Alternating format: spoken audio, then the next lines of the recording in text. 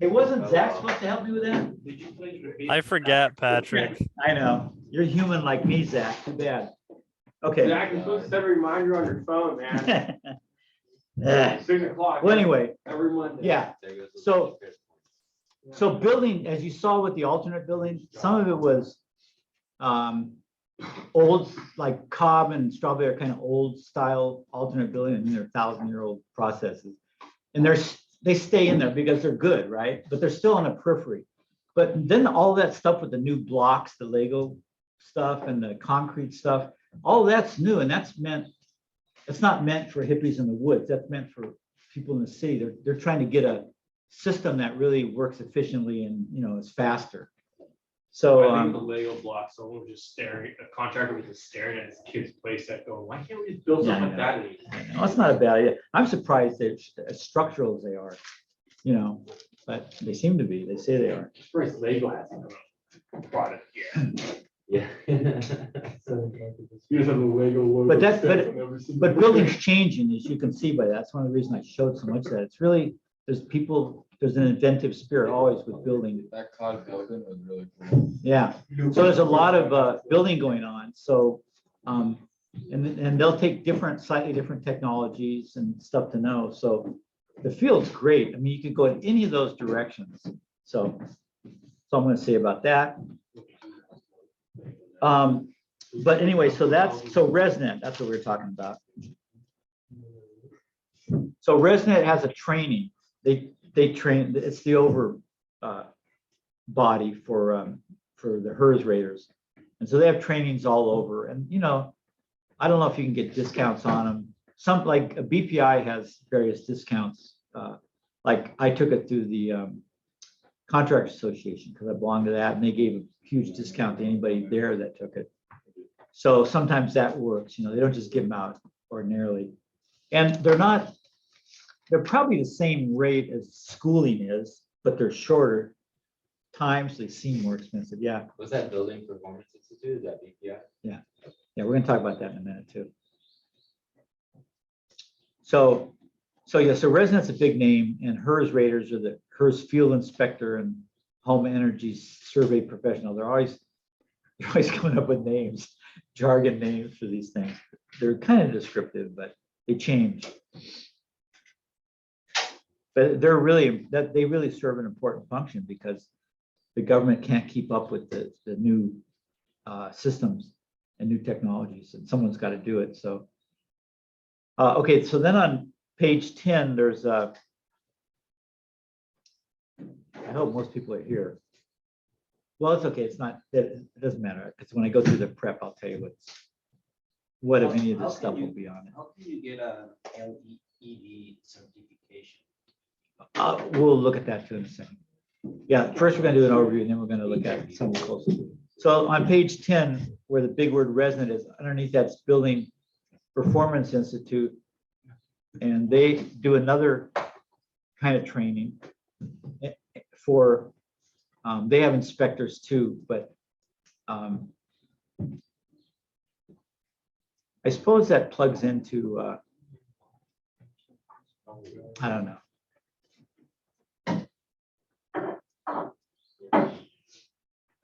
Similar to ResNet and Green Raiders. No. They train and certify individuals as building analysts.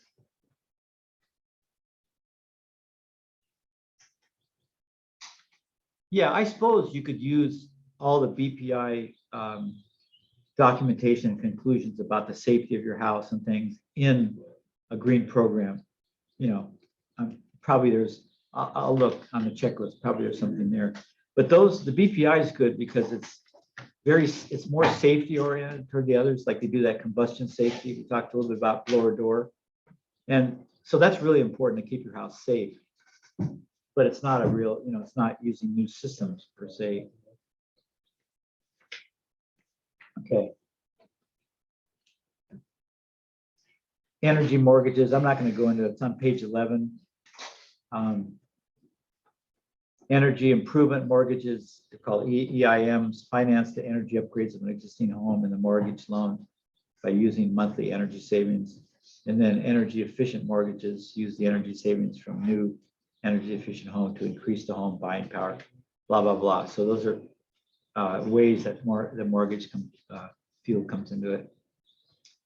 This on page 12, there's just a timeline, and only a little bit of it I think is really relevant. But the EPA, Environmental Protection Agency, which launched Energy Star. Energy Star was a government program. BPI is private, LEED's private, but Energy Star was the first in 1970 under Nixon.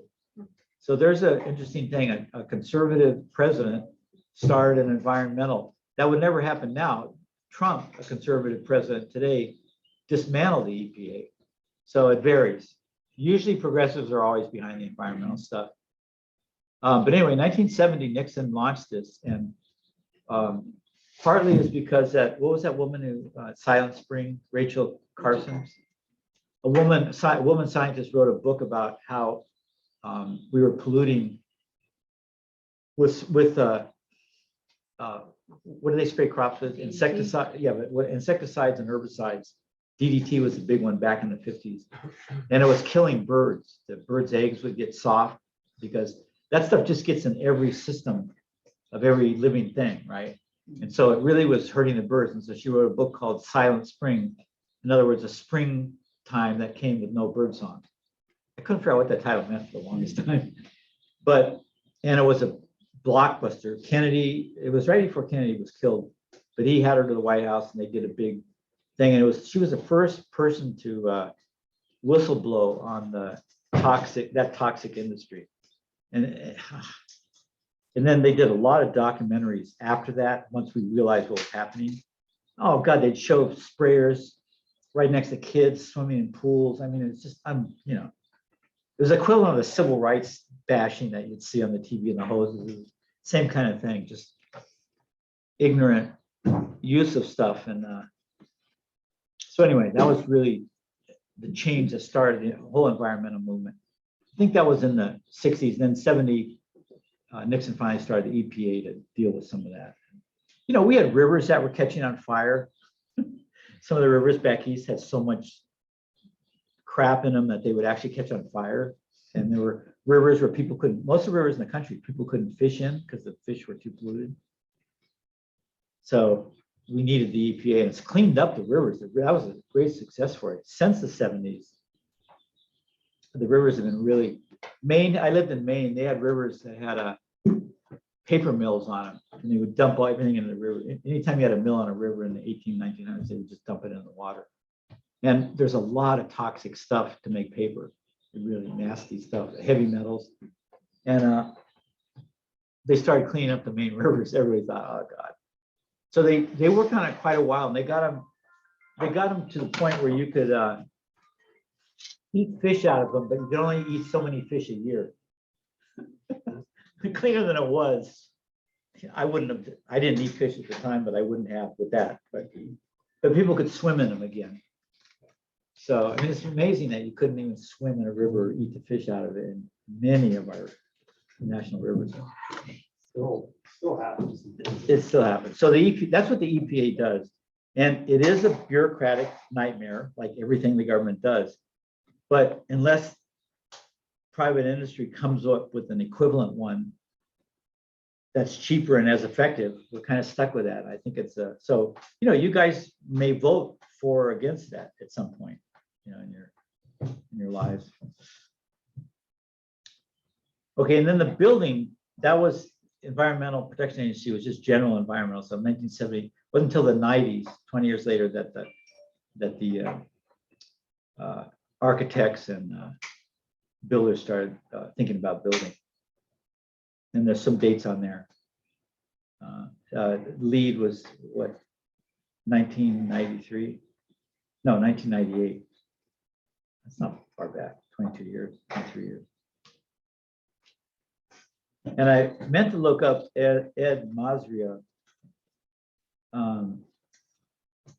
because he started these challenges, 230 challenge, to have so many things done by 2030. And I wanted to refresh, I can't remember exactly what I did. He's been in town, but he was an architect that has done a lot for pushing green building. Okay, then there's a whole section starting 14 on ResNet itself.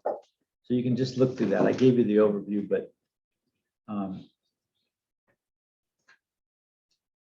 and Diego, so that page 14 on that handout talks a little bit about the training of ResNet. Okay, I know you asked for lead. And there's some more stuff on, oh, there's lead. So lead starts on page 17.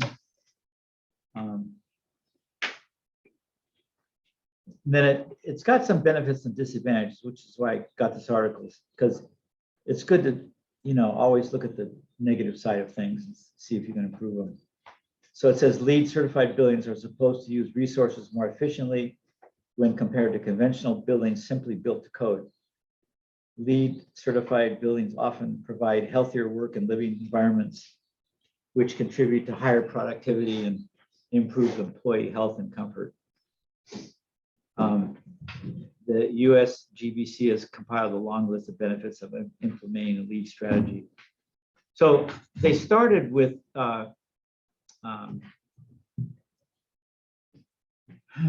commercial buildings, right? Businesses. That's why they're talking about the health of the employees. Your homes don't have employees unless you count your typical housewife who is an employee of the home.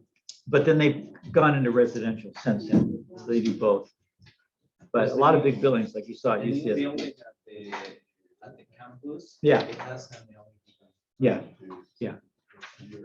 And the building that were you saying UCSB or SBCC? SBC. Yeah, that new humanities building that Frank Skipper remodeled, I think that might have got a lead. If we had more time, but we can't go into the depth in some of these things because there's just not enough time, but it'd be interesting to go look at that, look at their lead. Maybe I'll see if I can find it. That might be a nightmare. See their lead checklist and see what they did, because that building they were remodeling, so a lot of the stuff was already there, right? They couldn't improve the original stuff, but I'm pretty sure it's lead, which means they probably added stuff and went through the checklist and say, well, what can we do that's simple or doable now that the building's already there? Yeah, so that's lead. So City College is, and then I think that one we went to, I think that might be lead too, right? Yeah. It is, I yeah. was talking about Yeah, okay. What is that called? Art Center? No, the one that we went on top in through, they had the view of the ocean, the harbor. It is right next to it. Yeah, whatever that's called. Great question. So lead, By- so it says here, lead is a design tool and not a performance measurement tool. So the building department wants a performance measurement tool. They want you to measure your performance and make sure it's equivalent to the prescriptive package they have. LEED doesn't do that. They just design, it's a design tool. It's just to help you design in a more green way. So that's good to keep separate. Okay.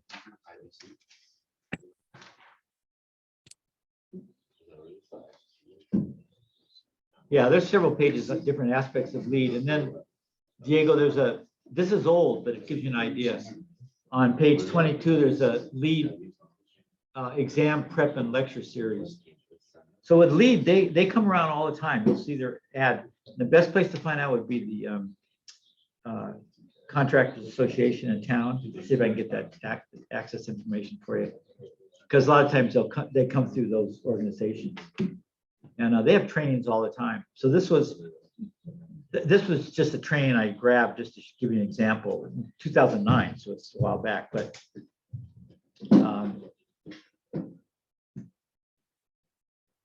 and sometimes it's cheaper to join the organization, the US GBC as a member, and then you get a discount on the training, so you can just figure that out, which is cheaper.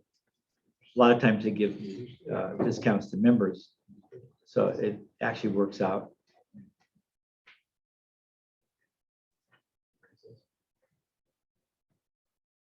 But you can see there's a series of lectures and you get credit, you sign up, and they lead overview and process sustainable sites, water efficiency, energy and atmosphere, materials and resources, indoor environmental quality, multi-credit impact and ID. So it's a lot of the same stuff we've been talking about. In fact, this class would give you a jump. You'd still have to study, and they have study guides and stuff, but this class would give you a good orientation for that because you'd know that you already know the kind of the categories and how they fit together. So page 24 is Built Green. That's our local version of LEED. LEED can still operate, but I said LEED's mostly commercial buildings, and usually in every sizable town, they have a local green sustainable organization for residences, and we have Built Green Santa Barbara, which is affiliated with the Contractors Association. And it's the same thing. It's got a checklist, site protection. I may have the whole. They have a remodel list, which this is, and then they have a new building. And these are old, but they're probably not a whole lot different. But if you're interested, look through the categories. And, but Jim builds a lot with this because, again, it's a status thing. So when I first met Jim, he said, "Hey, I want to take you up to a site I'm doing." I can't remember where it was, but he had a Built Green sign on his because he was involved. He was enrolled in the program, so he was allowed to put that sign. And passers by go, "Oh, look, that sign's got a Built. The house has got a Built Green sign. It must be sustainable." So realtors can use it. Good marketing. Yeah, so it's a good marketing thing, and obviously it's a good sustainable thing too. You mustn't forget the reality behind it, which is better quality environment. There's things about, there's a couple of sheets on third-party verifiers to look at. That's sort of also part of this, what the HERS people do. Built Green has they ask for some third-party validation, but not like LEED or, and then Habitat for Humanity on page 36. That's a really good thing to get involved with. Of course, it takes time, not a lot of time, but you guys know about that, some of you? But it's a I guess you call it a charitable organization, and they build houses for low-income people. But the low-income people have to participate in the building, so they have to put so much sweat equity into it, which is really great. They get their kids, and then they get volunteers from that community, wherever the communities are all over the country. Jimmy Carter works for this, a lot. I think they have a religious base originally, but there's no religion in the thing. I think it's Jimmy Carter's connection. But I used to take classes there. I forget what classes, probably my framing classes. When there was a building going up on site, and we go work for a day, and you learn a lot because you're doing stuff you're not doing in school. And they have usually one or two people on site that are experienced carpenters and are directing it, and then everybody else are volunteers. So you go there and do this. It gets done. It doesn't always get done perfectly, but it gets done. But it's really great because then these people can have a home where they couldn't afford it before. And there's quite a few areas in town that are done by Habitat. So it's good experience. You don't get paid, it's voluntary. So it's good experience, but it might be nice just to do a little bit of it to get a sense of what it's about. Then BPI, I just included some of the envelope field guide. I think that's the thing I did. There's a couple of categories that are similar. But so it's on page 41. God, 41.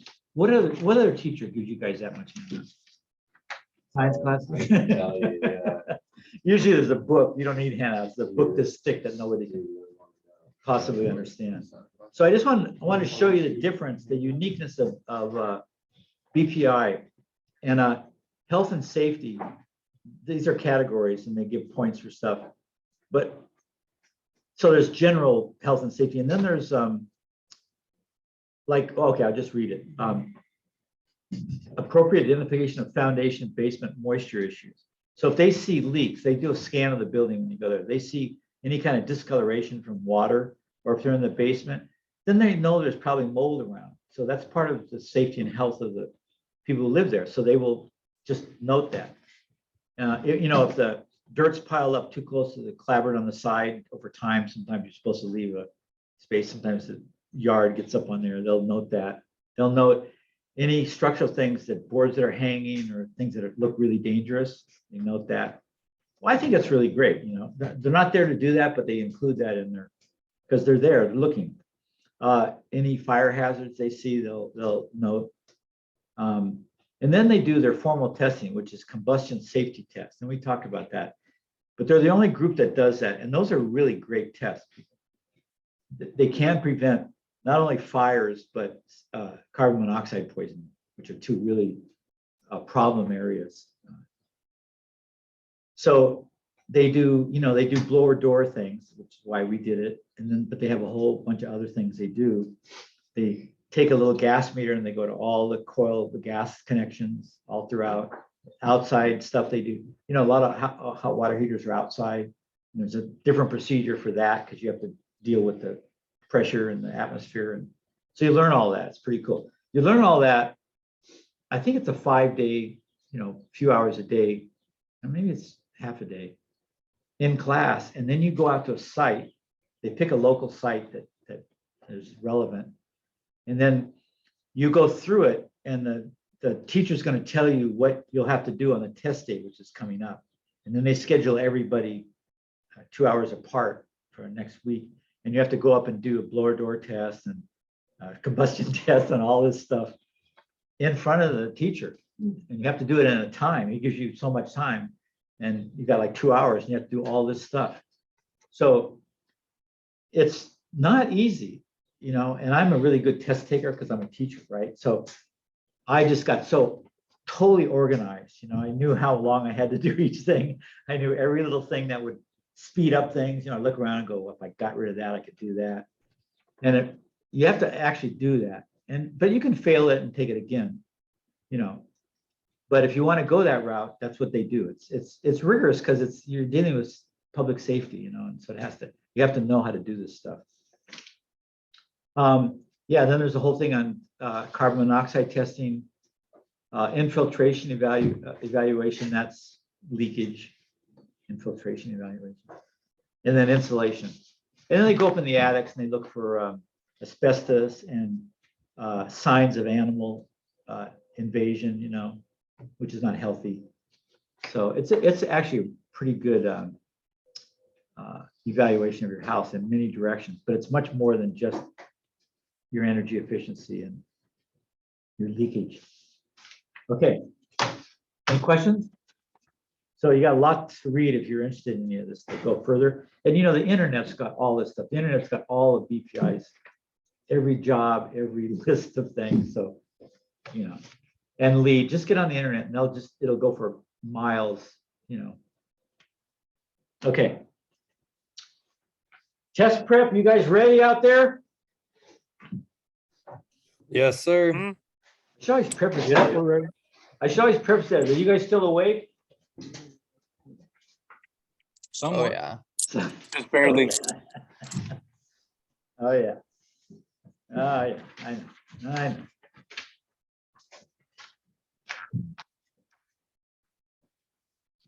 Don't you wish this weather could stay this way all summer? Sunny, but not a little hotter. You like it a little hotter?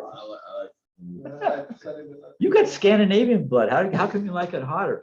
You should want it colder. I grew up in the cold. You got it in the cold, yeah. Yeah.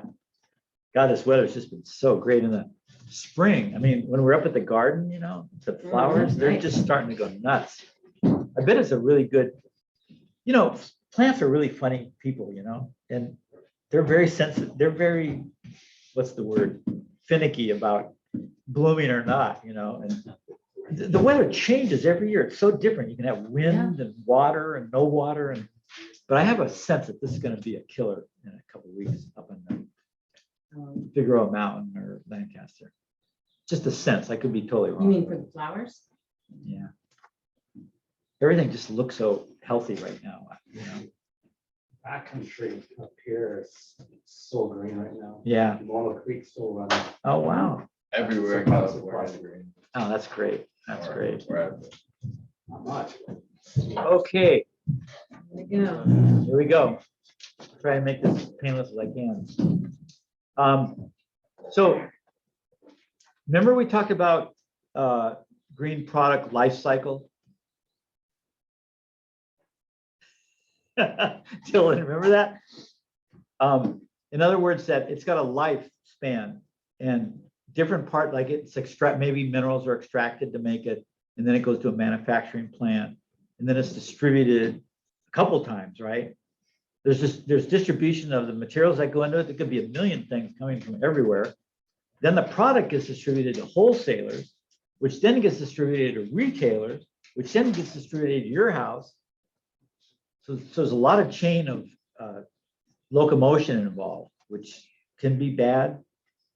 And then the use of it is another part of that life cycle. That's the life cycle you're interested in. Unfortunately, that's the only part of the life cycle we've been interested in. We haven't cared about the rest. And it's snuck up on us. So, and then there's a disposal where it goes. So just be aware that, if there's nothing else you learn from this class, that's really important, that every product has a life cycle and you have to evaluate it along that life cycle. Now it's going to make it complicated because it may be really good in part of that life cycle and really great in another part. I mean, really bad in one part and really great in another. So what do you do? So what I do, and I might have told you this, is I see if it's doing anything really bad, like hurting many people, a lot of people at once, just inordinately, or it's really bad for the climate, because climate's a really important issue. Or if it's really polluting huge areas like lakes and rivers. I draw the line there. I don't care how good it is after that. But unfortunately, fortunately, most green products aren't that bad usually. So you don't have to use that criteria. Take cement. That's a really great one for this example because it's got extraction, which is usually always bad, but some worse than others. It extracts whatever what are the chemicals that goes into it in the cement? Limestone, I think, yeah. So it extracts that and can do a messy job of that. But that can be managed, right? That's just making tractors do it right. And then the transportation, can't do much about that. They've all got transportation issues if you're getting something from far away. So we kind of have to just bracket that. Electric trucks. Well, that's true too. Everyone will have to do that. And we would want everyone to do that. Yeah, unless you find some particular brand that's advertising, they do that. That'd be great. But so yeah, that's an issue too. Okay, thanks. And then the manufacturing's bad. The main bad thing with cement, because the temperatures that they have to really heat that limestone and whatever else they put in it. You should look that up on the internet too. The process of making cement. It's really interesting. Very complicated, very chemical. If you're a chemist, it's probably pretty obvious, but I was kind of intrigued by it. And then huge temperatures, so you use a lot of energy, which isn't the end of the world because we could do solar, we could get that energy for cheap. Then in the process, it emits a lot of gas and they don't clean it. It's just too hard to clean. Now, I'm not sure they can't, or we won't start making them do that, but right now they don't. So the energy use and the worst thing is the gas, because it just goes right up in the greenhouse gas. Transportation's relatively the same as other things. The sand was an issue. Gravel, not yet, a big particulates, but beach, we talked about it has to be ocean sand. Unfortunately, because we got so many deserts, especially the way we manage the world, everything's being desertified. We always have enough sand because of the way we manage our land, but it's the wrong kind of sand. That they need water sand. It's the way the water shapes the little pieces, whereas sand with rock doesn't do it the same way. So I understand. All right. So anyway, that's an important point. So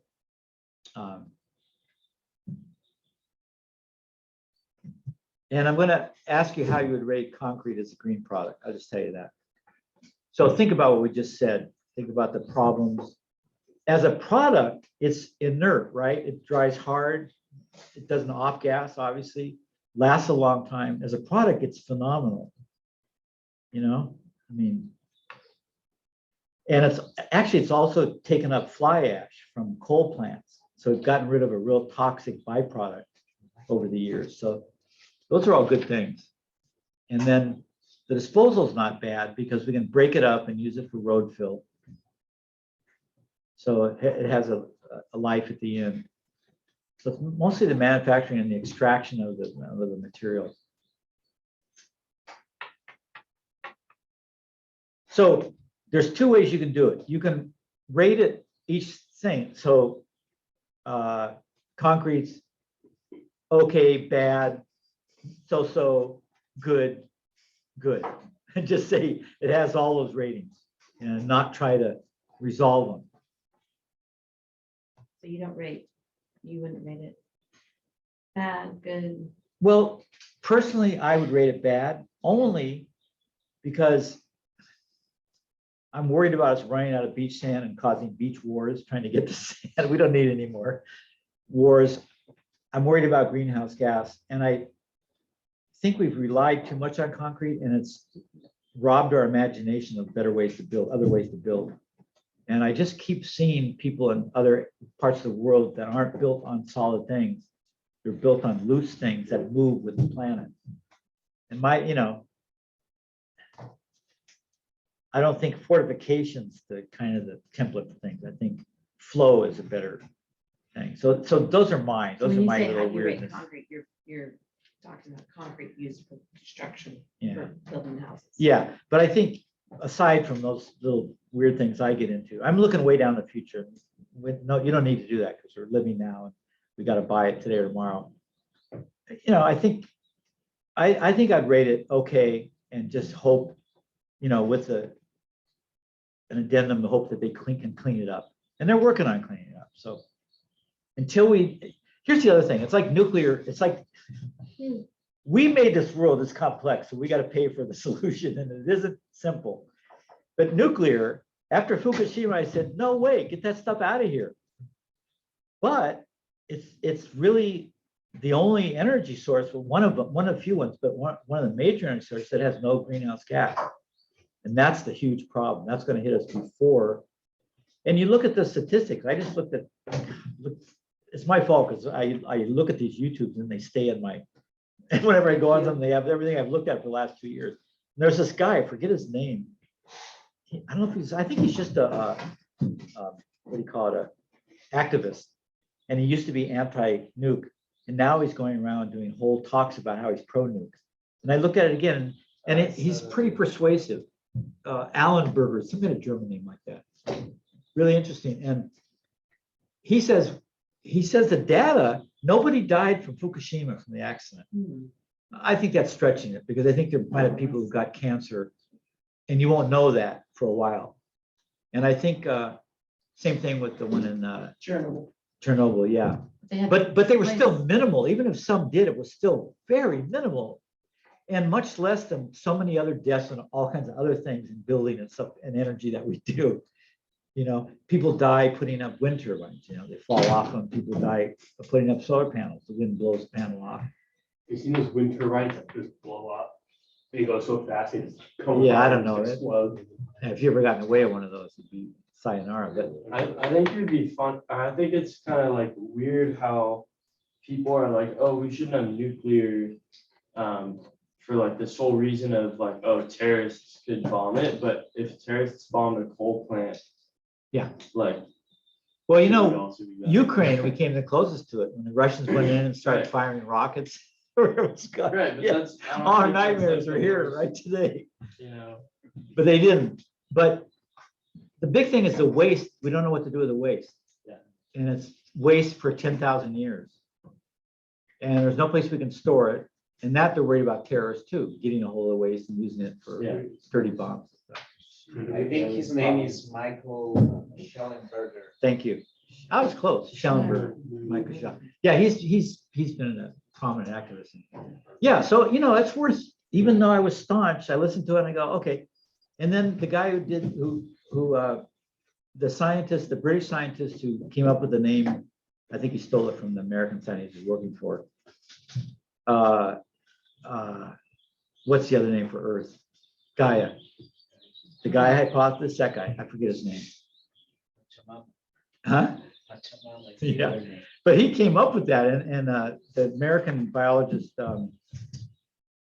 Lynn Margolis. I think she actually came up with it. You guys stole it. They had a rough time, but he comes up with that concept, and he's pro nuke.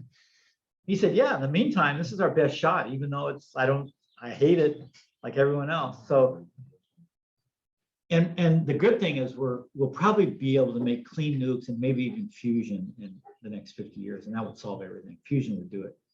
So you got to keep an open mind. I think it's okay. I mean, I think we should probably do it because we're hitting a wall with the sustainables, and you saw the whole thing with one geopolitical mess can put us right back on coal and gas, Yeah. you know? And until we can guarantee the world won't do that, which I hope we do after this mess, you know, then we can't afford to burn all of our bridges. We have to keep some around for a while. Anyway, Did you see about the activists on the Supreme Court steps in the news what? recently? That there was an activist that lit himself on fire on the Supreme Court steps. Did he die A or? couple days ago, and he died, and the news is not saying that it's related to his cause, which is global warming. Oh, wow. So he catches himself on fire, which emits That's pretty more extreme. gas. But you know, the Buddhists did that, right? In the Right, Vietnam he War. was a Buddhist. He was a Oh, he was Buddhist? Buddhist. Yeah, they have a tradition of that. Wow. And that's not a nice way to go No, because you're conscious. yeah, he died a day later. from Yeah, oh, no, injuries that's a of bad way to go, but you got to admire someone sticking up for the principles to that extent. Oh, I didn't hear about that. But then the news isn't reporting it Yeah. as yeah. they're not- Doesn't produce money. No. Did you see that documentary on Navalny, the main competitor to Putin? It was on, they'll keep playing. It was really good. He's brave. He went back and they put him in jail for 20 years. He voluntarily went back after he was poisoned and just pretty much almost died. But he wants Russia to succeed so much and get rid of Putin that he was willing to do that. I mean, hopefully they'll get rid of Putin and maybe they'll let him out in a year or two and it won't be so bad. That's probably what he's banking on. God, okay.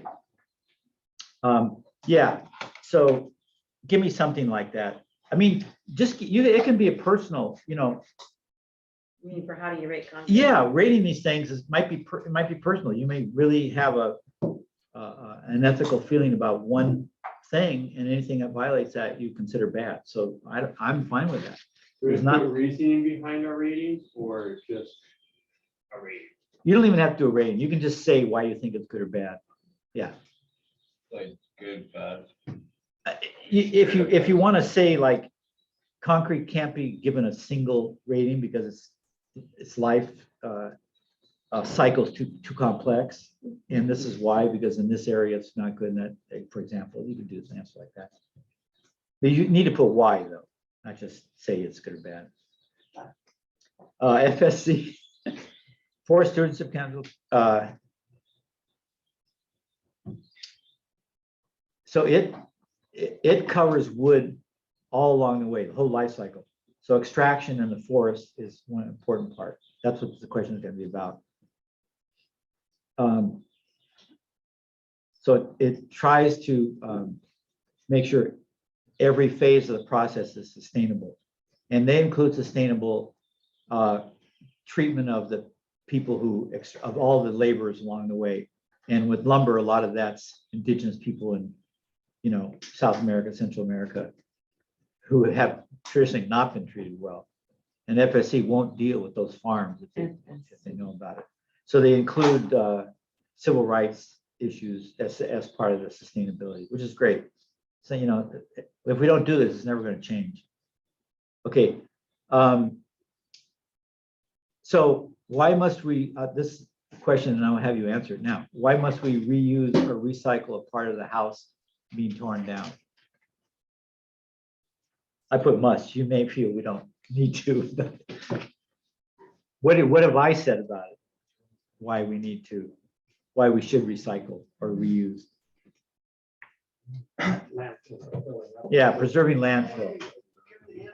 Yeah, preserving landfill is a huge one. Yeah. We just used about like $16,000 worth of brick from our house and just transformed it into a new like landscape. Oh, that's great. It's that's really great. cool. That's great. I mean, yeah, we don't have landfill space. You know, not only does it cost us money because we pay for the landfill and we have to pay more and more the further it gets away from the one that just got filled up, but they also pollute. They try to put really good, what do they call them? Covers or the base. What's the word I want? Membrane. Yeah, membranes or the foundation. But they're not all 100% good, you know, and they So wear you could reach. and they leach, yeah. Maine had, when I was in Maine, they did a survey and they found out all the landfills were right over water aquifers. They had to move like hundreds of landfills. Yeah. Okay, I'm gonna have you name 3 kinds of HVAC equipment. HVAC. So that's heating, ventilation, air conditioning. We've talked about a bunch of them in here. You can talk about the ones that are existing. You can talk about the new approaches. Heat pumps. You know. List 3 types of HVAC? Yeah. Oh, okay. So back with the one before on recycle and reuse. Okay, landfill is a big one, but, and this is my personal thing, and I'd love it to be yours too, but humans just should be conserving people. We shouldn't be wantonly using up everything in sight.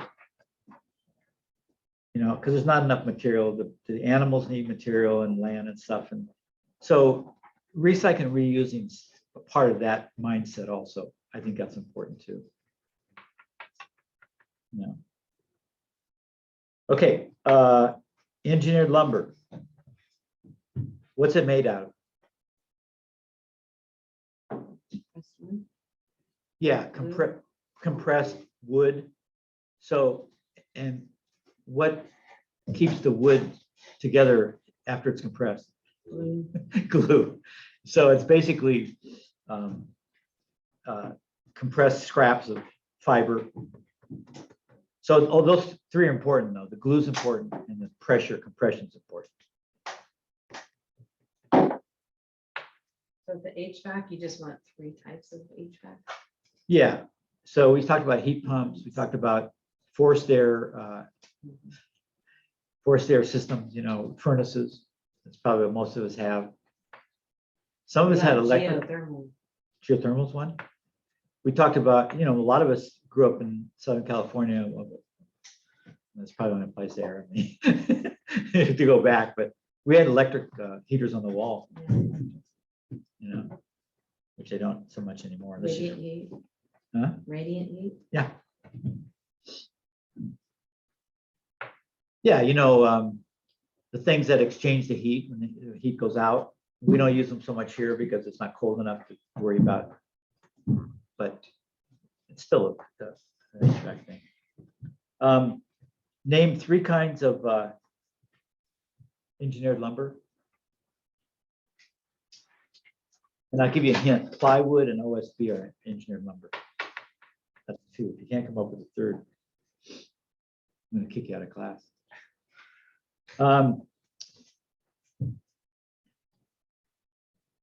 And why are trusses green? Trusses, roof trusses, why are they considered green? Wood trusses are green. Because you can, they're renewable. Well, I know, you know, that's why I have it, because it's not obvious. Because wood's It's- renewable or Well, it's wood, but you know, as opposed to other roof forms, which are also wood. So they're different than a site-built wood in terms of sustainability. Less waste. And Alec's gonna tell us why. Oh, That's gotta be it. Well, Less what'd you waste? say? Less waste. Well, I hadn't thought about that. Oh, yeah, but, oh, that's a great answer. That's not the full answer. You're onto it.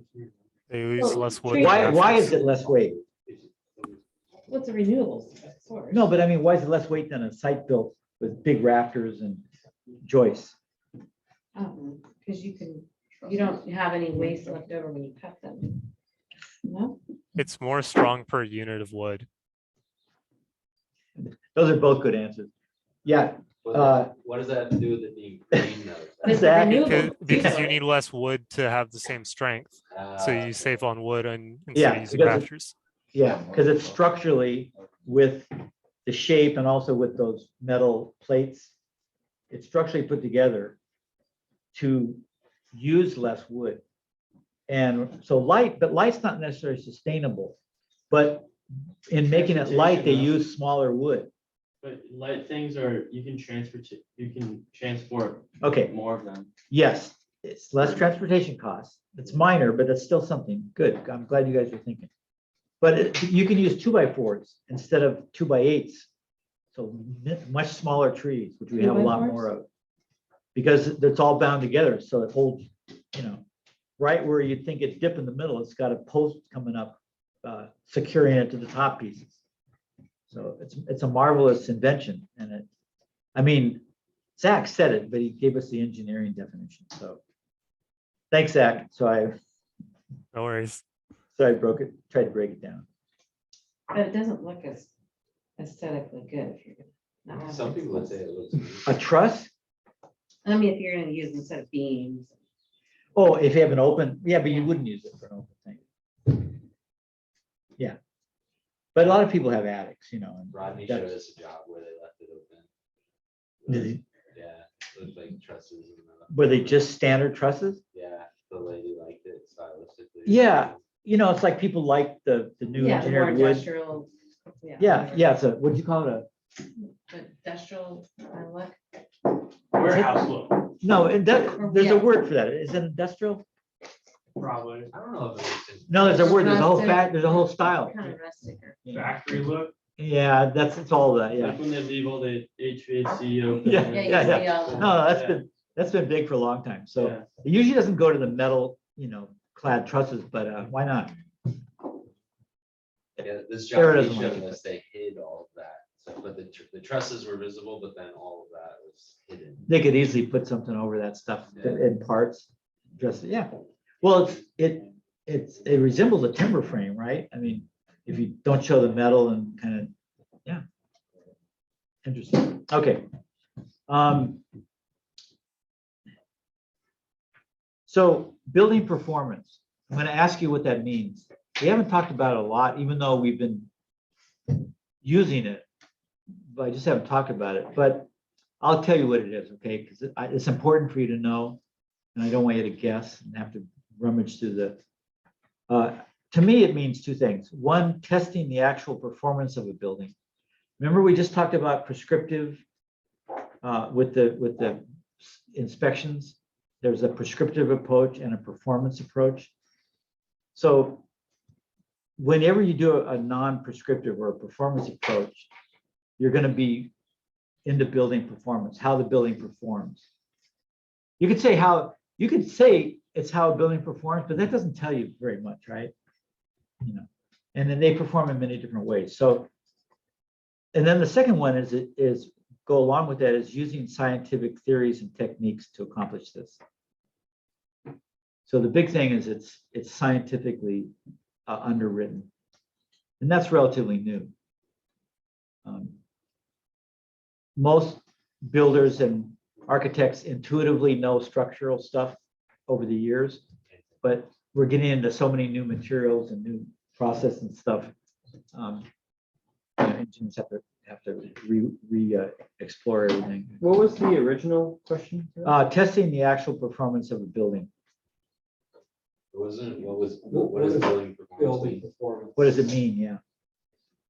So the answer is testing actual performance of a building? Yeah. And what was Well, the that's second that's one? what I answer. You can look up in the book Using scientific. using scientific theories and techniques to accomplish this. There's probably a bunch of different definitions. I'm sure if somebody wants to look in their text, you just look up building performance and the next maybe it'll have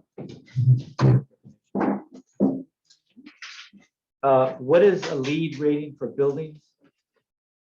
So we just went through that, right?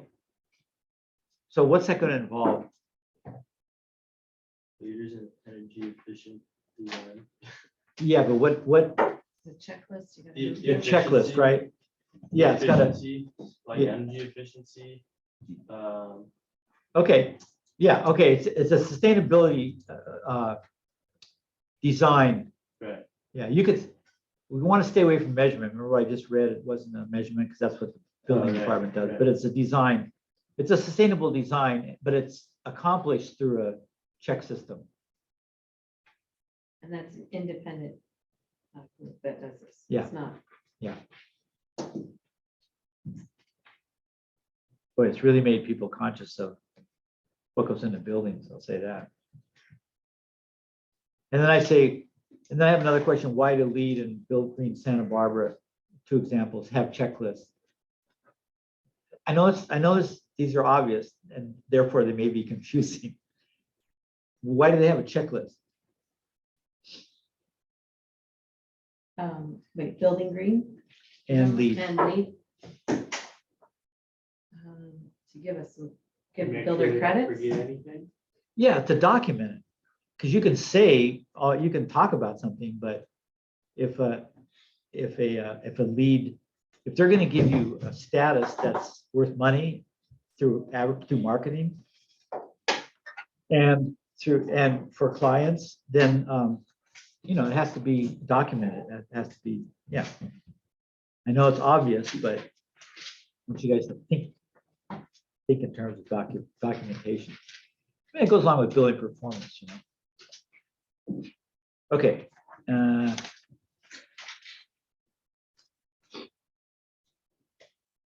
Drywall is still in the US the most common wall and ceiling finish, I believe. That's going to be a question. Drywall is what? The most common wall and ceiling finish. Would anybody dispute that? Yeah, we know in this town it is, but it is it's a pretty universal system in the US. Like Diego was saying, other people, they use concrete and other materials overseas, so it varies, but here we're kind of glued to it. I mean, what else So would that's you true. use? What? That's true. You can use Yeah, yeah, yeah. Well, I may ask the reverse. True, false, my last. Plaster, yeah. You just leave the wall open, have a nice insulation. You could use, Well, there's a lot of things you can use, a lot of alternatives, but people don't usually use it. Wealthy people use a plaster system, right?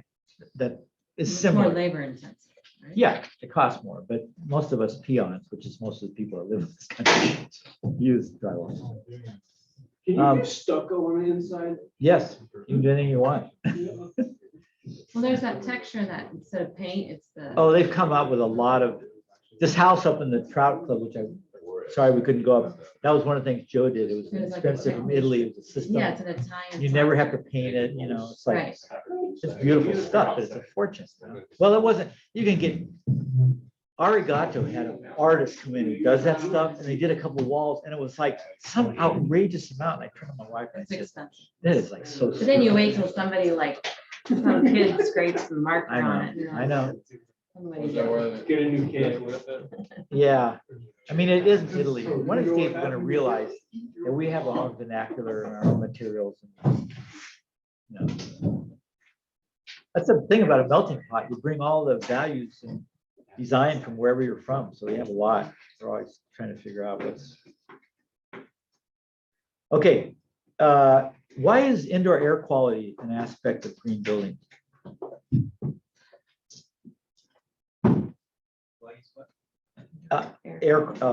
Indoor air quality, An aspect of green building. green building. Yeah, all the checklists have indoor air quality. So it's Because to you be don't want the healthy. residents to expire. Yeah, but why is that green Well, isn't or sustainable? more toxic products are usually more petroleum based or more chemically based. There you Good go, thinking you tonight. did. Yeah, I didn't even think about that. It's absolutely true. A lot of what we avoid is It's fossil fuel manufactured products. in prison, right? Yeah, Formaldehyde. but what I thought of was, you're sustaining your body needs to be sustained too. So if you're using crap that poisons not only the workers, but the residents, that's not a sustainable thing. And then we tend to forget our bodies and just worry about the house. But you see all those class action suits on TV of people who worked in, What about for the employees working? with these yeah, oh, materials as yeah, well? yeah, and nobody usually cares about them, right? Well, I got 2 cuts today alone. Yeah. Air quality, don't answer this, okay, out loud. Air quality, air quality might be worse outside than inside. That's Is that a true T and false. F? Yeah. What do you think? Is it ever worse outside than inside? Yes. Oh, God, yeah. Wait, might be worse outside. It might be, so it could be either way. It could be, I mean, it happens here every couple of years. and are we so focused on indoor air quality when if you live in downtown LA or where the worst smog places, wherever. Oh, Crestline in San Bernardino has terrible air quality. Yeah, yeah, yeah. So you're not helping much to have your house So that's a purified when tricky, you're, true and false then. which is totally unfortunate. I drove to Temecula. I told you that on the weekend. And I went along Pasadena, which is LA, it's just a suburb of LA. And then I went to the Inland Empire and then down. I never saw so many people and cars in my whole life. That whole basin is so overdeveloped. I mean, it's just, after LA, it's desert all the way down to Temecula. And there are so many new housing tracts. Millions of people are just living in the desert, which is fine, but there's no resources there. You gotta love the IE. Yeah. Yeah, the traffic's horrendous along there. And to solve traffic, they just build more lanes instead of like. They're huge freeways. Instead of a It's good miraculous that they're not, but they didn't. Yeah. They instead of shouldn't a build good any freeway public- now without 20 lanes, just right But- there. But if there's a good public transportation system. Yeah. Like they a would- train. Yeah. Train. But you know, the thing about, I know, but like. it depends, like New York City, there's a lot of office workers and little businesses. Public transport's great, but what if half the people who live out there are construction workers and they have trucks and materials? You know? I don't know. A lot of people. It was freaky. I hadn't been that way for a long time. So for the question, air quality might be worse than outside. Yeah, yeah. That's true. Yeah.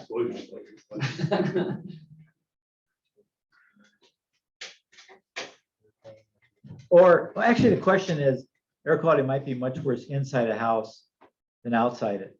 It's true either way. Just, it'll be true either way. Well, depending on the resident. It depends, so it's Yeah, true if- either way. If there's a fire. Yeah. gotta close your window. Yeah, no, it's true either way. It can be true, it can be true or false, both either way. Air quality contaminant, don't answer this, it's true and false, but I'm gonna give you the question so you can. Air quality contaminants consist only of toxic outgassing chemicals, which are the chemicals in paints or crappy furniture or rugs. Repeat the question? Air quality contaminants consist only of toxic outgassing chemicals.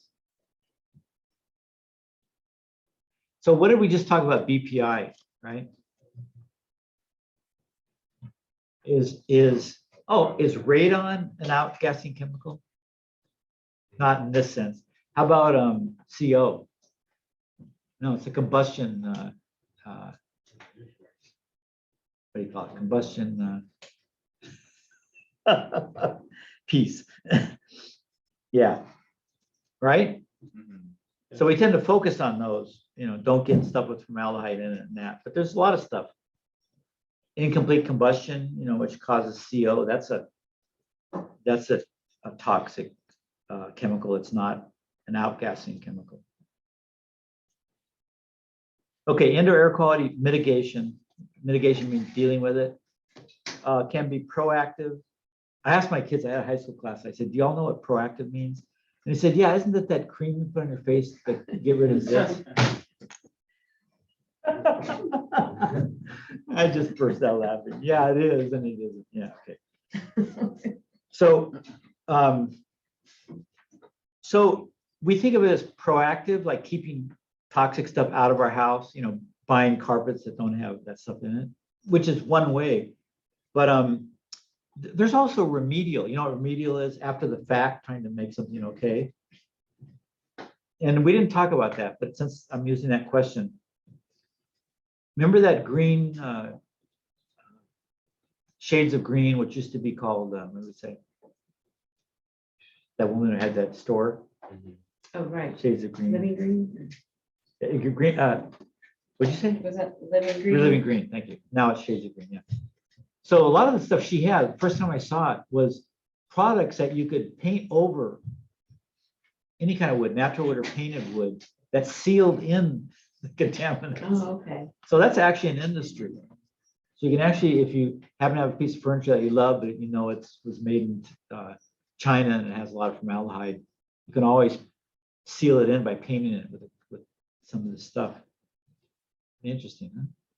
What was that question again? Indoor air quality mitigation can be proactive, as in keeping contaminants out in the first place, or remedial, like ventilating or sealing off existing finishes. That's what I just talked That's about. true and false. True or false? Yeah, Okay. it's true. It's true. So ventilating also, like if you have something that you just can't get rid of, you can always ventilate it.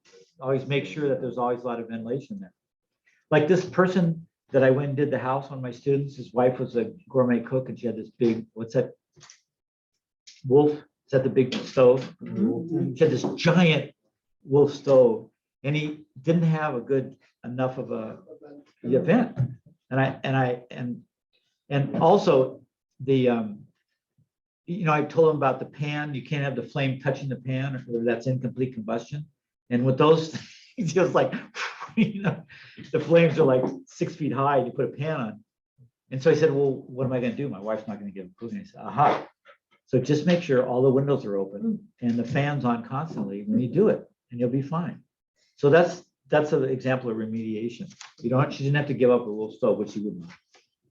But I didn't want him to die of, he's a good friend of mine, die of CO poisoning.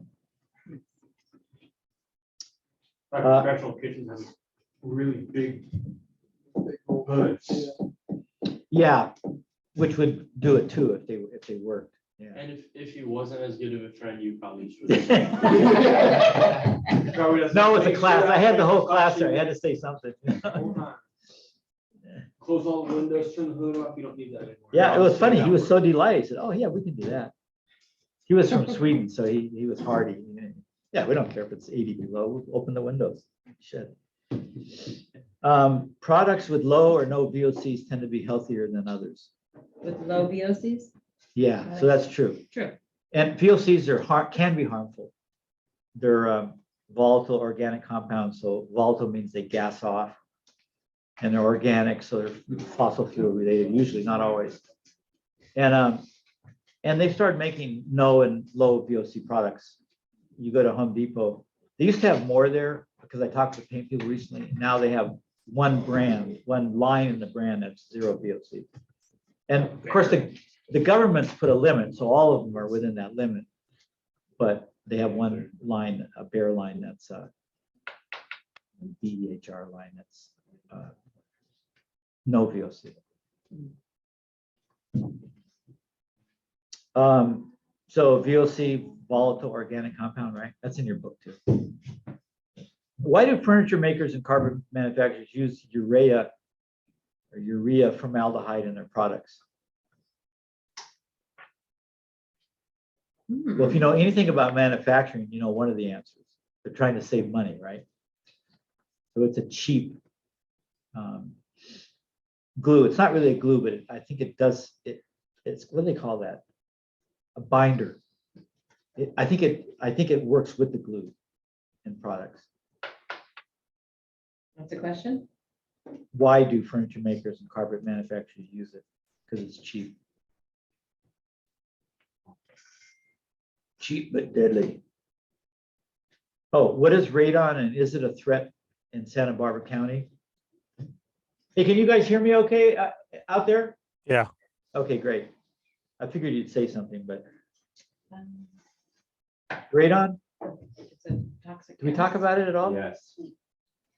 It usually comes from granite or some similar kind of rock formation, which is pretty much a lot of places. Goleta's got a ton of granite. And then it seeps up through the ground into the air and it's radioactive. Hence the name Radioactive radon. gas. And if, again, that can be mediated by putting a fan in your basement or crawl space, wherever it's coming from, and just fanning it out. And those are cheap. Fans for little ducks, very cheap.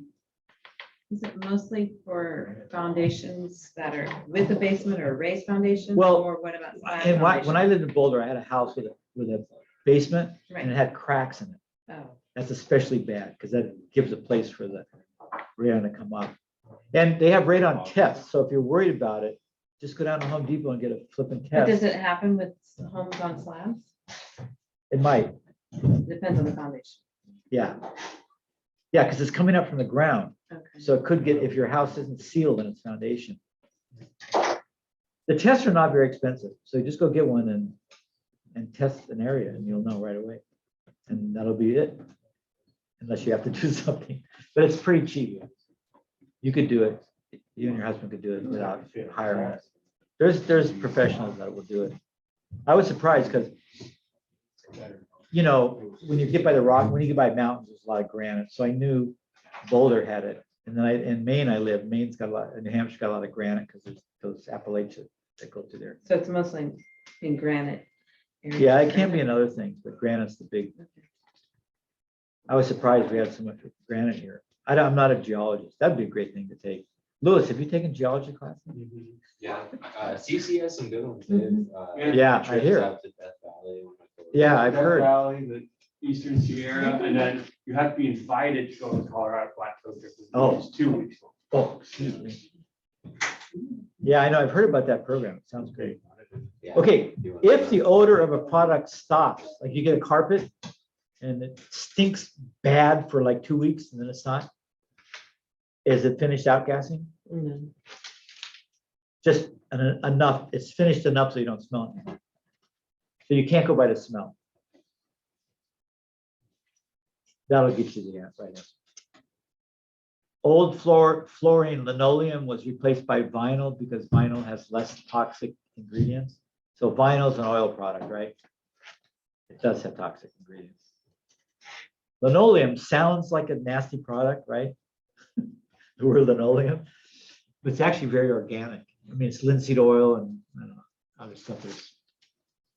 And it's gonna make a comeback. It was replaced so radically by vinyl that we never thought it was coming back. And they brought it back.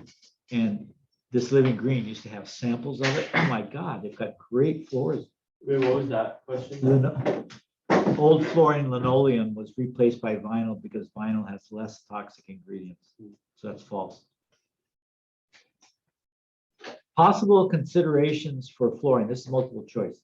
Possible considerations for flooring choices are compatibility with radiant floor heating. It's used for thermal mass. So what choices would you do if you want to do passive solar? What would you choose for a floor? Tile or concrete? Yeah, something with thermal mass. So that would determine. So that's something that would determine a use for thermal mass. The need to eliminate dust mites, which are in carpet. So that might help you determine what kind of floor you want. And then all of the above. Well, there you go. What were the options? Compatibility with radiant floor heating. If you're going to put radiant floor heating, some floors are better and worse. I know. I'm just trying to educate. I don't really care about that. What was the question now again? All of the above. Possible flooring for. Yeah, considering what makes you choose one floor over another? And there are various things. If you're having radiant heating, that's one. If you want thermal mass, that's another one. If you want to eliminate carpet because it's got mites, you know, there are carpets that don't have mites, right? And what are those? The wool ones? The wool. They're more expensive, of course. Right. And they last longer and they're really cool, and you can get a matting, right? Reed matting or what's that? Or- Whatever that matting's made out of. Oh, the Sisal matting or whatever. sisal rugs? Yeah, but that kind of mattings, I mean, we've got it places that's used, a lot of places sell it still. Mhm. So that doesn't have dust mites. It's porous, so it might have other things, you know. tarantulas or, what are those things that pinch you? Pitch bugs? No, the big things that pinch you. 70. No. The big things with the tail that comes up. Oh, Yeah. Standing circle? No, they couldn't hide there. They're too big. Unless you had the little baby version. They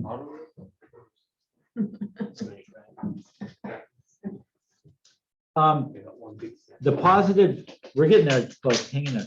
The positive green aspects of concrete, this is when I was doing concrete countertops, so forget, people still, they still use them, so I shouldn't sell them short. The positive green aspects are, well, this is again, multiple ways, they're cheaper than granite. Do you think they're cheaper than granite? Yeah. They're usually made locally. Now, what I mean is the cement, bags of cement may not be made locally, but the concrete's made you make it yourself. That's what I'm talking about. Wait, for a countertop? And they're durable, right? Concrete. And they're recyclable. They're a pain in the ass to tear apart. I don't mention that. All of the above. All the above? The problem with a granite countertop is, anybody? You have to source it from the mountain. Yeah, well, it has a lot of embodied energy because of that. Oh, You're seeing how they make that? I saw a documentary once how in Brazil they mine it. Basically they drill holes like we saw at the mission thing, the walk. oh, Interesting. yeah. They just drill a bunch of holes and I think they put dynamite in it, maybe. And then they cut it. Kind of, it's no longer nutrient and stuff. Yeah, The engineered stone. yeah. So I don't know if Well, they're that's making, better. they're so industrious, people, creative. They're replicating almost all the textures with quartz and stuff. I have engineered stone in my house. It's pretty nice. It's supposed to take more heat than most other countertops. Yeah. And it's just all the scraps that they can't use, I know. just ground up I and know. put in the countertop. Well, it's interesting to see that whole sequence from, stone, exotic stone from elsewhere to what we have today. It's gone through a lot of changes. Very, very interesting. It's greener. Not only is it a lot of labor, which probably isn't very cool in Brazil, but then you got to ship that heavy on cargo containers, I guess. It just spews granite isn't a very green. Yeah, hope those cargo containers don't end up at the bottom of those. Okay, Can the you problem. repeat the first two? The problem with granite countertop is embodied energy, right? It's got a lot of embodied energy. Its natural look, is that a problem? No. Its lack of color choices. I think it's got all the colors that you normally use for countertops. It probably doesn't have red and blue, but You can add red when you take finger cooking. or none of the above. Just embodied energy. So on that kind of multiple choice, you could put none of the above, or you could circle one that was, if there was just one that worked, like embodied energy, you could just circle that one. Okay, quartz. Now here's a distinction for all you builders. Quartzite is like granite. It's something you mine from the quarry. Quartz, which is the first part of that word, is a man-made material, made from the same stuff, but they go out and mine the stuff and then just mash it all up and then pour mold and other chemicals in and make it artificially, but it's still the same quartz material. So that's a distinction. If someone says, that's a quartz top, it might be quartzite, not quartz. Quartz is a human-made countertop material that looks like natural stone, is cheaper and easier to maintain. That's true. Now, it's easier to maintain, quartz especially. I mean, I have quartz, and I chose it for those reasons, but I didn't really know that much about it, but it was cheaper and it looked close enough. But apparently you don't have to do any, like granite and all those others, a lot of maintenance. You can make burn spots and stains quite easily. But not with quartz. Quartz, no. It's like almost foolproof. It's really amazing. So anyway, green buildings should be as much about the tradesman's health and safety as the owner's products. I didn't say anything. Where can we find material safety data sheets or material safety data? Manufacturers. Yeah, the sheets, yeah. Yeah, online or often the product itself will have it with it. Sometimes stores will have a little pocket hole, what do you call those little holder, and it'll have the sheets in that next to the product. Lumberyards used to do that. I don't know if they're any of them doing it. Weren't companies that make products supposed to They're supposed to keep it. Yeah, have a safety yeah, but sheet? they Probably may have a have, little they may have sticker, eliminated that because they're on the internet and Can that's so scan common to use now. barcode or something. Yeah. They're still building,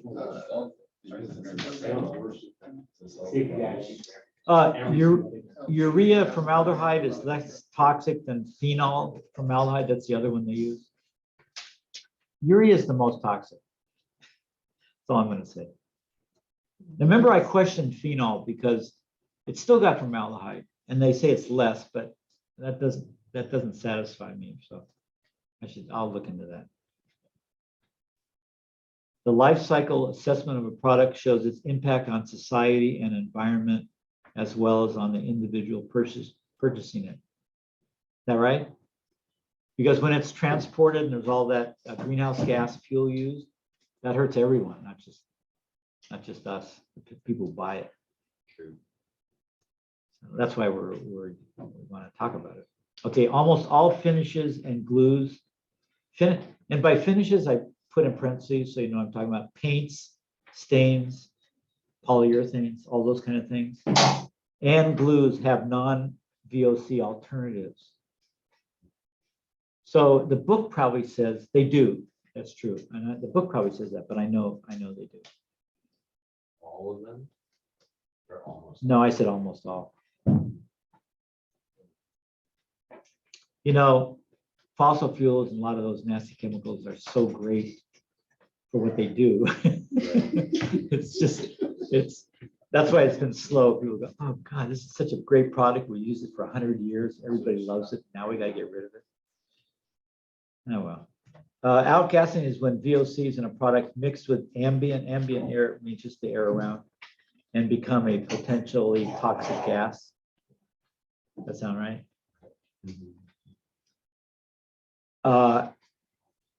Carbon monoxide is the result of incomplete combustion of natural gas, oil, wood, and coal. Now, that's not the only thing that produces CO, but in terms of building and living in a house, those are the incomplete combustion for it. Oil, coal. Any fossil fuel, yeah. And our stoves are, here it's mostly natural gas, but it could be, well, even propane's a natural gas, isn't it? We don't have oil heaters, but the whole East Coast has oil, and the North Kerosene. have kerosene and oil, fuel oil heaters. And what do you call them? Propane? No, it's fuel oil. It's well, it's like that. It's a refinement of It's propane. oil, but A little better than kerosene? then kerosene, yeah. When I first moved to Maine, when I was living in the house I was building, we used to have kerosene lamps for our light. Boy, did they stink. I knew something was wrong with them. You can't miss it. That's probably why I'm so crazy. All that lamp light. Okay. Okay, here's a great question. I'll give you the answer because it confuses everyone. I'm too lazy to think of another one. Carbon monoxide is colorless and odorless and hence impossible to detect. That's true. False. Okay, why? Because they have CO2 detectors, right? Yeah, they have some chemical way that they can do it. That doesn't involve your sensory apparatus. I know everybody, that confuses everyone, so I'm just gonna get it to you.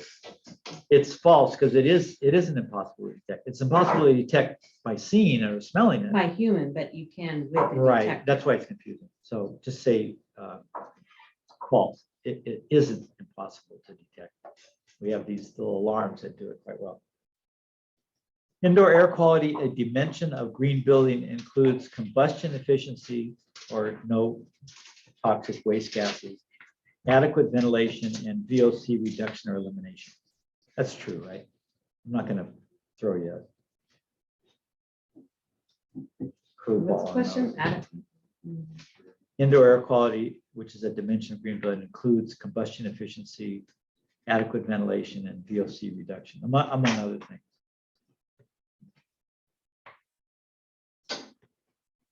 Mold and too high or too low relative humidity are also indoor air quality issues.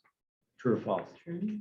Yeah, mold is, but actually humans don't do well in climates or spaces that are too humid or under humid. People live in Florida. I don't know, beats me. But why do people live in Colorado? Anybody live in Colorado in the winter? So dry. Oh my God, we had to keep a pot of water on the stove nonstop. Or Utah too. Yeah, and you can nosebleeds and probably mess with your brain if you don't mitigate somehow. So that's too little, and too much is unhealthy. Probably Florida's under the thing, but it's miserable, but it's probably not unhealthy. Probably more thing before that can kill you than the air quality. I think that's what happened to DeSantis. He got too much humidity. Straw bale walls make good insulation and soundproofing, but lack earthquake structural integrity without a wood or steel frame. If you remember your movies, it's true. In seismic places, I should say, because around the world, people don't use sturdy frames sometimes. They just pile the roof beams on the straw. What was the last question? That one, straw bale walls make good insulation and soundproofing, but lack earthquake structural integrity without a wood or steel frame. So they'll fall down in an earthquake unless they have some little more structural frame, yeah. But like, you could go on the internet and look at straw bale around the world or cob around the world. It's so great now, the internet, because you don't even have to get close with the words and you'll end up there. And not many buttons, but I saw one in the Balkans. It was probably Serbia or in one of those places. And they were out there in the middle of nowhere in these hills, making a straw bale house and they were just putting the roof things right on the straw. So I guess that part of Serbia didn't have earthquakes, but it was just like, it's such a mirror image of America in the 60s, they're all out there with their buddies, shirts off, It's cool. Yeah, it's cool. They probably had straw bale 1,000 years before us, who am I kidding, right? Okay, which of the following is not a green solution to energy use? Dimmers? No, that is a solution, so that's not. Right. Timers, Yes. sensors. Yes. Okay, here comes one. Incandescent light bulbs. Definitely. Okay. Okay, now that's all there, but I had to write some supplementary ones because, times change. But just 11, okay, so I'll also do them. Name 3 green building programs, which is what we just talked about tonight. Any of those you heard tonight? The lead. LEED, ResNet, BPI, HERS, Energy Star. You just want. Energy Star. What does ResNet do? Now, you all have that handout, right? Just go to the ResNet thing and I'll just say right on it. I read what it did, but you're not going to remember that. And I'm too tired to look myself, so you can look. ResNet, HERS.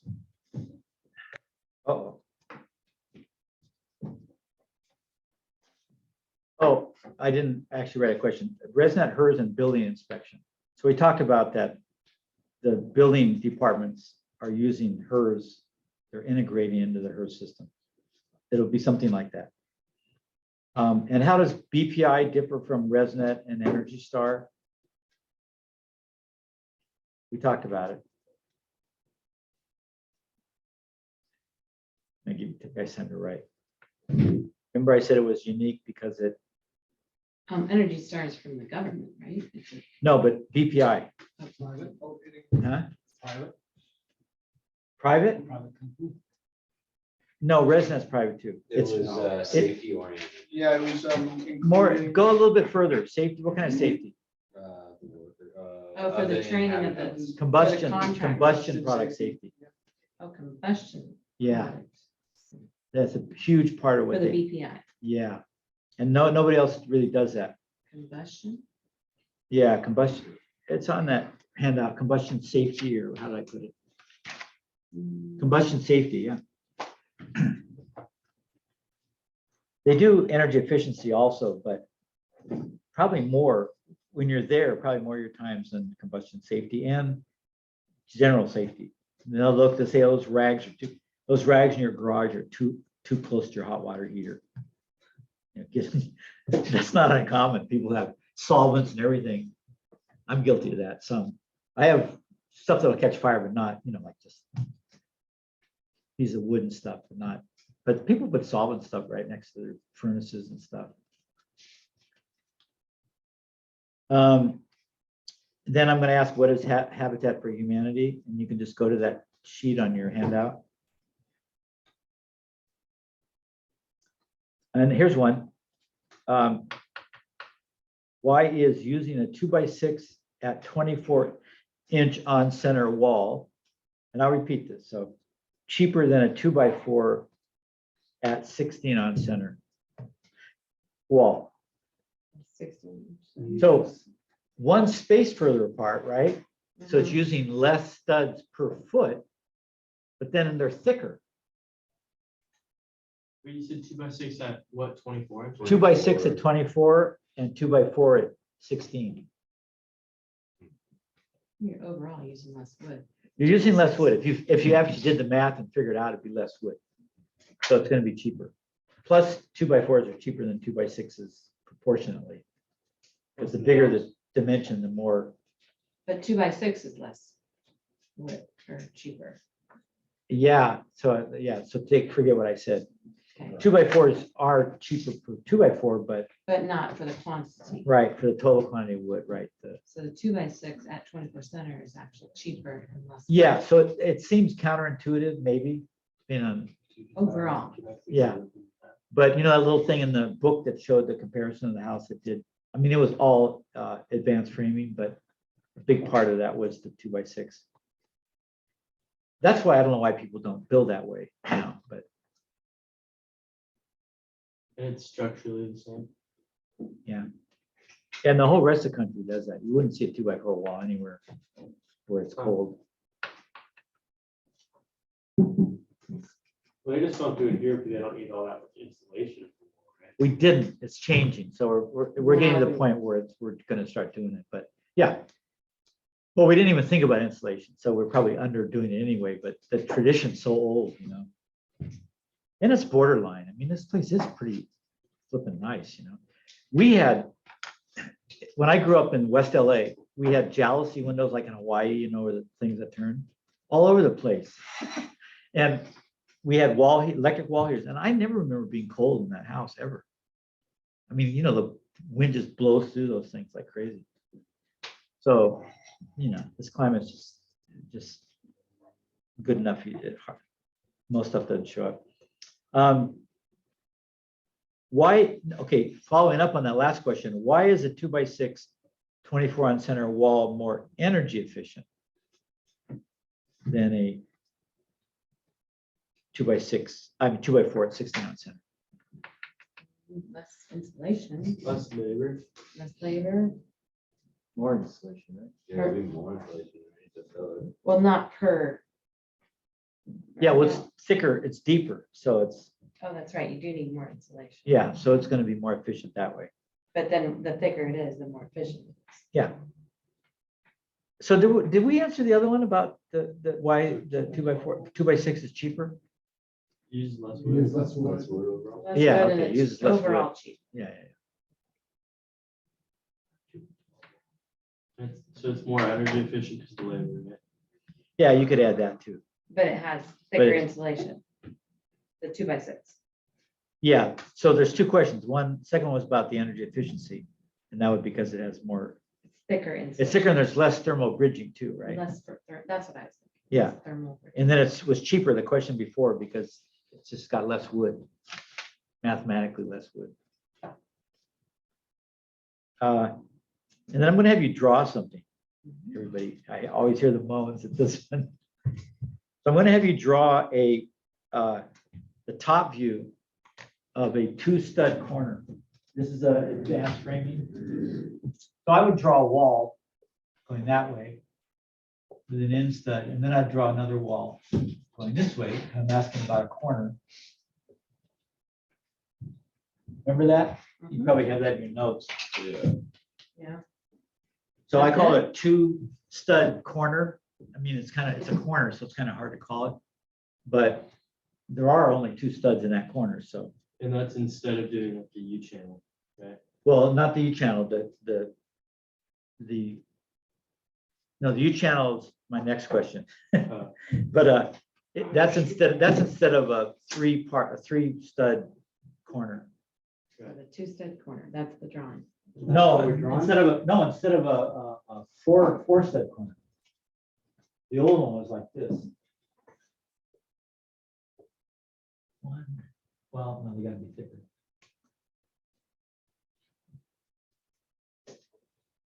It was 4, because you wanted sheetrock right. backing here. And so 3 of these, is this 2x4 wall, 2x6 is different. 2x4 wall, 1.5 times 3 is 4.5, it's 4.5, and this is 3.5, so this is an inch for nailing. And then these were blocks in the middle, but still, That, the black one is the one, black one's the one. the one you're looking for. Yeah. The 2-stud corner. And then a 1-stud channel. Oh. Do you guys know what I'm talking about on the, You can see it. so here's the outside wall. And here's the partition that's going against it.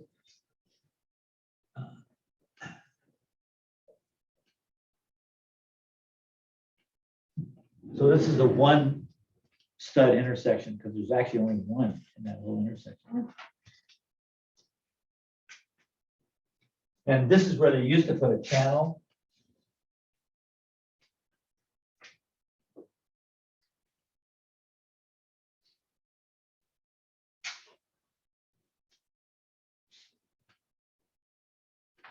So you have nailing for drywall, and then you'd have something to nail that into. So then where do they nail for drywall now? For the 1-stud? Good question. And that following question is, what hardware for hanging sheetrock has to go along with a 2-stud corner and a 1-stud channel? Drywall clips. Huh? Drywall clips. Yeah, drywall clips, yeah. He gave the answer. We're supposed to do that. Yeah, so this doesn't work unless you have drywall clips. For both of them? Yeah.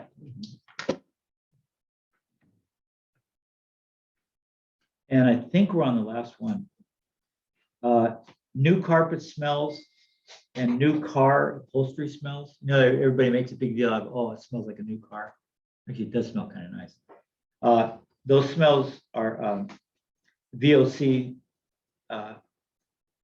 coming from off-gassing materials. So they're not really healthy smells. But So those new car air fresheners aren't good for you? no, you're just adding to it. What about the smell of gasoline when you're pumping up? Yeah, well, they got the stickers on the pumps for that. You know, I was buying a That used to refrigerator. be a thing back in the day, right? Yeah, I was buying a refrigerator, a little refrigerator for a room, you know, for a room. And we went to Costco and Noriko looked at, they had a label and said, the products here cause cancer and brain damage and everything else. Products in this refrigerator may cause that. And so I said, well, I'm not buying that. So we went to, what's the other place that has all the Best electronics? Buy. Huh? Best Buy. Best Buy. Went to Best Buy and we looked at it and we said, yeah, sure glad we didn't get it over to Costco because of all this. And the guy says, oh no, they all have I was that. gonna say. Every label from China has that on it. So, you know, unless you want to make it yourself, that's pretty much what you're. But he said, you know, they're just covering their ass. It's not really serious. I mean, what could be in a refrigerator? Well, it could be in the back, right, that makes it function, yeah, mechanics, because there's nothing in it, it's just trays and doors, it can't be. Okay, so you got that, the new carpet smells and the car smells are VOC, that's an example of a VOC. And they fade over time, but they're not great, but the cars, there's not much you can do about it. Although, do new cars not smell the same way? Anybody buy a new car? Wait, what day is this? Huh? What day is this? Next Monday, Next a Monday. week from tonight. And come here Saturday. Saturday. So, yeah, we won't do a lot. I gotta figure it out. So, hey, you guys online, did you get everything, you think? Yeah, if not, we could always go back to the video. And you got the thing on the board? Yeah, it's next week. Yeah, No, I got, about the corners in the channel? yeah. Okay, okay, great, just making sure. That wasn't too bad. And then what, and then I'll look for a field trip for the Saturday after this. Do some cool thing. So Saturday here at 1:15. You should try getting on a butter brand, because I don't go so far.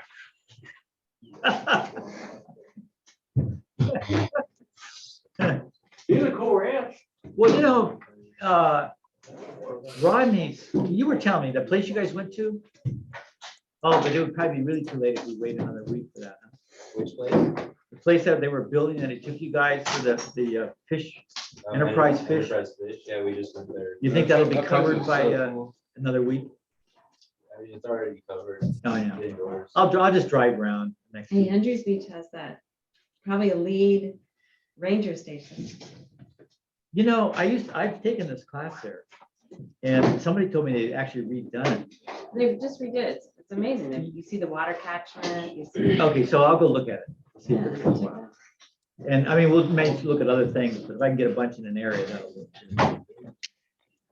Yeah. Okay, The everybody. bike path, you know, we can all ride our bikes on the bike.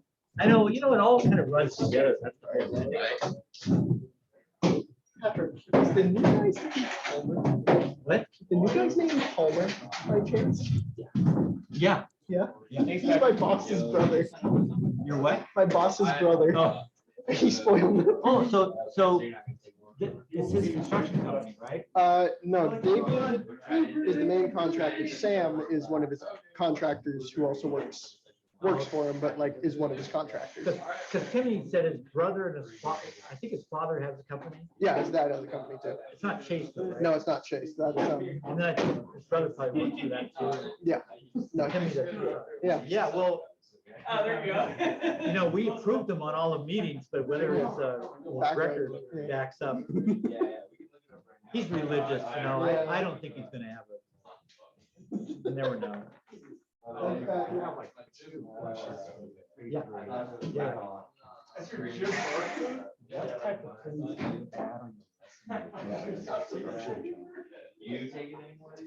Oh, I mean, I just don't want to put, I know how to use it. yeah, let me write down some ideas and give it to you Saturday and Monday. Yeah, oh yeah, I can email. Yeah, let me think about it. That's a good question, really good question. Oh, yeah, okay. I have to follow some up, and, you know, I kind of have an It's idea. for DD, the DD for it? Oh, here, let me take this. So you don't want it to Explains a lot. disappear. I'll, no, let me work on it, because I know, well, I know DD, I know Doug Ford, but he's not apparently in the, He's not very well. but I'll get it from, I mean, there's a general thing, and I'll see if I need to tweak it, but I'll give you some ideas. Awesome. Perfect, yeah, no problem. Yeah, you got my email about the meeting early on Monday, right? And not being here on Saturday. Oh, for. Not being here Saturday? Because she wants to Huh? know how- We can go past. Oh, yeah. Okay, good, great. Oh, it does. Thanks, Patrick. Okay, you're welcome.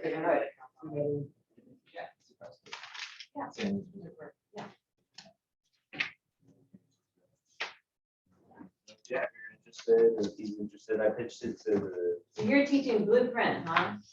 Yeah, you want to take it?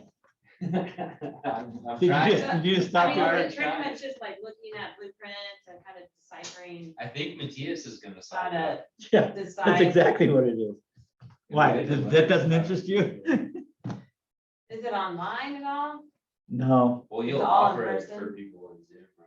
yeah, I guess I will. Yeah, he'll offer it. Oh, yeah, yeah, you're right, I will. I might be coming and going. There might be a couple Come things on, I man. might, I know.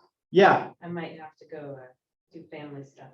yeah, they'll, if you tell anyone, I mean, if you talk to anyone, they want to do it or you want to do it, don't, when you enroll, don't say it's an online class. I see, yeah. Just, It's supposed to be all in person. Kind of has that option, I give it the option, but it's not, it's, but officially no. yeah, it's not allowed actually, but I do it. You know, I do it because of the pandemic, we did it. Yeah, And then I got permission to do a student that was out of state because he was just finishing.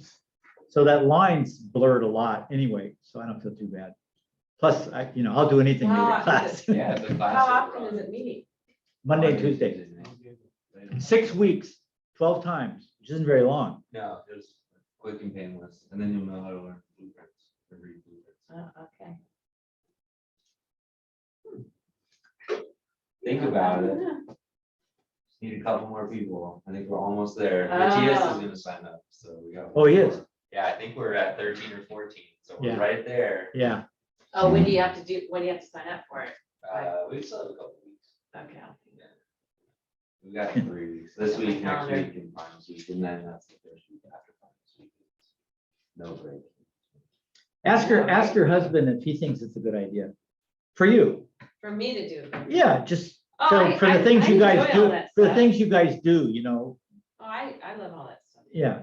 I But he took may say, oh, drafting yeah, just that to would be figure it really out, but then it helpful. was engineering. Because look, if you're gonna build something there, I mean, you might do something you design, I you don't think need if anything, plans. we're gonna probably do a barn. Oh, he just left? Yeah, he came in looking for it. Okay. I think a barn is probably all we sign can up do. for that class. And that would, we could build it? Well, then you don't need to read plans for that. Yeah, think about it. I know, anytime I look at the plans in our house, it was like a little bit. They had to super engineer the guest house that we have. And then you could take the math, trade math in the second summer. Ooh, that's a harder sell. Alex pretty bummed, so I was telling him like, I don't know. The man. what? Alex, Alex? Measuring and calculating. This Alex they're here? offering over. Alec, Oh, Alex. that needs the class. Yeah, I think he's bummed because he needs the class, but they're only at 5 or something. Oh, he's bummed because of the thing, It's yeah. probably not They gonna. won't Well, close it. no, but it's too early. I mean, people are just thinking about summer one now. Yeah, but nobody wants to do a math class over summer. Well, I'll give it when we get, before we go, I'll give it a big sell here. Just because a lot of these people want to do that credential, that certificate, Yeah, and they they need don't it. have any choice. Right? And I make it really painless. I mean, it is really painless. Yeah. You don't, you just have to try because you can't assume that someone's gonna have the math or the brain because the math side of their brain was shut off a long time ago. But they're gonna be able to do it, but they're gonna be in the construction So trade, are so. you talking about when you look at plans, if you do measurements? And No, this is a separate class, Okay. but it's When you like, do the blueprint readings, you do the measurements of like, oh, this line is equals. oh, yeah, we Whatever. learn how to use the scale. Oh, yeah, oh, yeah. Yeah, I was kind of doing some of that. And siting a house, on, like you get a map and this house goes here, how you figure out where to put it and how high to put it on the ground. Oh, okay. Yeah, there's a lot of cool stuff. Would that just be here again? Uh-huh. Yeah, but the math is really good, so. Yeah, I gotta figure out if we're gonna put a barn or something. Guess it would be a perfect class for you. Where the pipelines are, we had to put a fence around all the tar plants. Oh, That was the Oh, I last think I few saw you days. guys driving out. I didn't do yesterday. it, Zach and Noah Oh, yeah, I and, saw your truck parked up. and, my husband, It's like yeah. a truck and a van or something. Yep. like that, the red van, Yeah. maybe. Hey, I was thinking about you. They were fencing off the tar plant because the cows are now on the property. Oh, Yeah. So we're like, oh, we gotta, this could be our, the tar plant might be